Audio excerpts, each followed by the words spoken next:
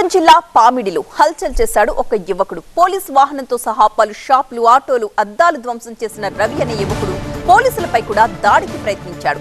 అయితే ఎట్టకేలకు రవిని అదుపులోకి తీసుకున్నారు పోలీసులు. గతంలోనూ ఇలాగే ప్రవర్తించడంతో అదుపులోకి తీసుకుని మానసిక స్థితి సరిగా లేదని ఆసుపత్రికి పంపించారు అధికారులు.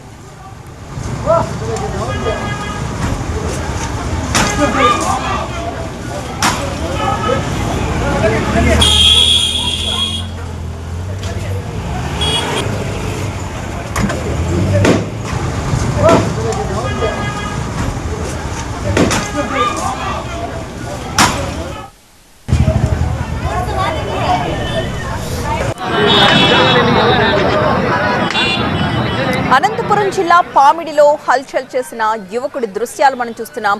పోలీస్ వాహనంతో సహా పలు షాపులు, ఆటోల అద్దాలను ధ్వంసం చేశాడు రవి అనే యువకుడు. పోలీసులపై కూడా దాడికి ప్రయత్నించాడు రవి. అయితే ఎట్టకేలకు రవిని పోలీసులు అదుపులోకి తీసుకున్నారు. గతంలో కూడా అతను ఈ విధంగానే ప్రవర్తించడంతో అప్పుడు కూడా అతన్ని అరెస్ట్ చేయడం జరిగింది. కానీ అప్పుడు మానసిక స్థితి సరిగా లేదని ఆసుపత్రికి పంపించారు అధికారులు. మళ్ళీ ఇప్పుడు పామిడిలో అలాంటి దుశ్చర్యకే పాల్పడ్డాడు రవి.